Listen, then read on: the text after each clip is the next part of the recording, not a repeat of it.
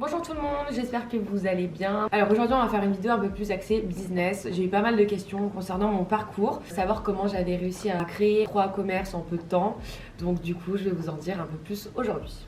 Alors pour faire un petit récap, j'ai ouvert mon premier salon à Saint-Etienne à 21 ans. Donc je l'ai gardé 3 ans, j'étais avec ma meilleure amie qui elle était esthéticienne et moi coiffeuse. C'était un tout petit commerce, un tout petit business et c'était très bien pour commencer. On allait voir les banques, on a fait un crédit chacune, un petit crédit parce que Saint-Etienne ça ne coûte pas très cher donc c'était beaucoup plus facile et pour commencer c'était beaucoup mieux d'avoir un salon de coiffure là-bas que sur Lyon. Ensuite je l'ai vendu avec cette petite somme que j'ai pu récupérer, ça m'a permis d'avoir un apport pour venir sur Lyon. J'ai mis à peu près 1 an avant de trouver mon premier salon sur la Presqu'île. C'était maintenant il y a 5 ans, j'étais toute seule, donc pas d'associé. J'ai trouvé grâce à un agent immobilier, du coup on a fait toutes les démarches ensemble. Une fois que c'était signé, validé, j'ai ouvert le 5 avril il me semble. Les 2 premiers mois j'étais toute seule dans ce grand salon, donc avec une clientèle que je connaissais pas, des clients du quartier que je connaissais pas, une ville que je connaissais pas forcément non plus. Et ensuite pour me faire connaître, je m'étais déjà mis un peu sur les réseaux sociaux, donc principalement sur Instagram et sur Facebook. J'ai commencé à contacter des influenceuses qui sont venues se faire coiffer et c'est comme ça que tout a commencé, on va dire. C'est ce qui a aidé mon business à décoller. Ensuite j'ai commencé à embaucher un brevet professionnel en septembre, donc un brevet que j'ai formé. Et ensuite, j'ai commencé à prendre ma première salariée 8 mois après l'ouverture. Mon conseil, c'est de ne pas vouloir aller trop vite, de ne pas vouloir embaucher du personnel trop rapidement. Investissez-vous au maximum avant d'embaucher des personnes. Faites tourner votre business, c'est vraiment le conseil que je vous donnerais. On était beaucoup sur les réseaux sociaux, on faisait beaucoup d'événements. On était tous jeunes, enfin moi j'avais 25 ans, donc on était un peu de partout.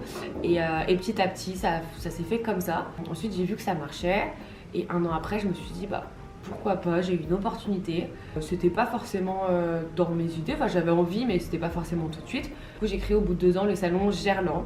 Donc pareil, toujours la même histoire. Je suis allée voir mon expert comptable qui m'a refait un business plan parce que les loyers, les chiffres d'affaires annoncés seront pas les mêmes.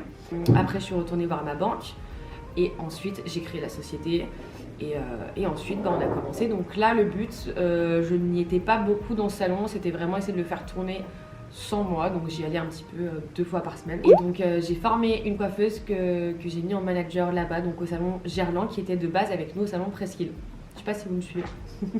Donc Gerland ça fait maintenant 3 ans et là il y a 1 an et 3 mois, voilà, je me suis relaissée tenter par l'expérience.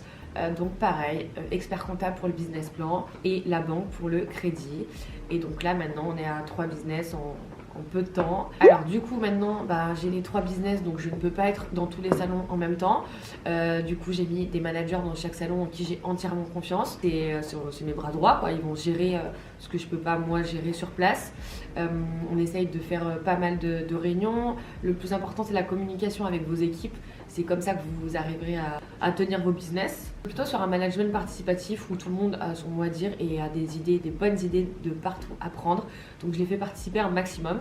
J'ai confiance en eux et voilà, on essaye de mettre en place des choses avec eux. Ensuite, pour les démarches à faire pour votre premier commerce, c'est compliqué, on ne sait pas par où commencer.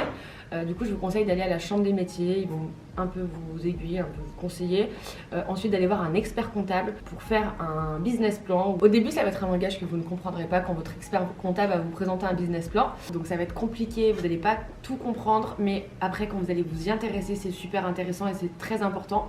C'est ça que vous allez présenter à la banque en 2e rendez-vous. Donc vous allez à la banque avec votre business plan et votre projet et la banque l'accorde ou pas. Pour le crédit, c'est généralement conseillé d'avoir un apport. Donc moi ce que je peux vous conseiller, c'est ce que j'ai fait également, c'est de passer par le RDI. Donc c'est un organisme, c'est une association bénévole sur Lyon qui prête donc 7 500 € il me semble à taux zéro, ce qui m'a permis d'avoir un apport. Et si vous n'êtes pas de la région Rhône-Alpes-Auvergne, je pense qu'il y a beaucoup d'autres associations qui font la même chose en France, un peu de partout. Faut vous renseigner. Ensuite, une fois que votre société est créée par votre expert comptable, il faudra faire une formation d'à peu près 4 jours. Je n'ai plus le montant, mais je crois que c'est autour de 500 € pour pouvoir valider certains acquis. Donc ça, c'est pareil, c'est à la chambre des métiers, ils vous expliqueront tout. Mon conseil, du coup, c'est vraiment de bien s'entourer, de poser un maximum de questions, même aux personnes qui sont autour de vous. Parce que c'est vrai que c'est compliqué quand on crée son premier business, on ne sait pas par où commencer. Donc expert comptable, chambre des métiers, n'hésitez pas, il n'y a pas de questions bêtes. Même demandez autour de vous. Il y en a plein qui ont créé des business, que ça marche ou que ça marche pas. Tous les conseils sont bons à prendre. Le sujet qui revient souvent dans l'entrepreneuriat, donc c'est le financement. Vous me demandez souvent comment j'ai fait, si c'est mes parents qui m'ont aidé ou pas. Alors non, je suis allée à la banque, comme je vous ai dit tout à l'heure, donc plusieurs rendez-vous à la banque pour voir si le projet était viable. Du moment où on se met à son compte, il ne faut pas non plus se poser trop de questions, il faut s'en poser parce que c'est important et qu'on prend des risques au final. Si on se pose trop de questions, je pense qu'on ne fait plus rien. Donc il faut y aller. Si vous croyez en vous et en votre projet, il n'y a pas de raison. Si vous savez ce que vous valez, ce que vous allez faire et si vous êtes investi, il n'y a pas de raison que ça ne marche pas. Au début, tu te sors un tout petit salaire. Au début, il faut savoir qu'il y a le chômage aussi. Donc Alors au début au niveau du salaire, ça serait vous mentir de vous dire que vous allez vous prendre 2000 € tout de suite par mois, non c'est pas possible, enfin en tout cas moi c'était pas possible. Donc tu commences avec un tout petit salaire et après petit à petit commence à grossir. Et après petit à petit tu sais l'objectif que tu t'es donné. Pour toutes les personnes qui ont envie de se mettre à leur compte, donc c'est super, c'est une super aventure. Après il faut savoir qu'il y a des bons et des mauvais côtés. Vous le savez, je pense qu'on est en France, donc on a énormément de charges. On a la TVA chaque mois, on a les charges sur les salaires des employés, on a les charges sur nos salaires à nous, mais c'est à prendre en compte. Alors ce qu'il faudra retenir de cette vidéo pour entreprendre, c'est l'envie et du travail acharné, ça va pas se faire tout seul. Il faut être très investi dans ce que vous voulez faire et ce que vous faites. Et voilà, après moi je suis là pour vous répondre si vous avez la moindre question, si vous hésitez à vous mettre à votre compte, si vous avez peur, c'est normal d'avoir peur. Et je vous souhaite à tous et à toutes de réussir dans vos projets. Je vous dis à bientôt et clap de fin.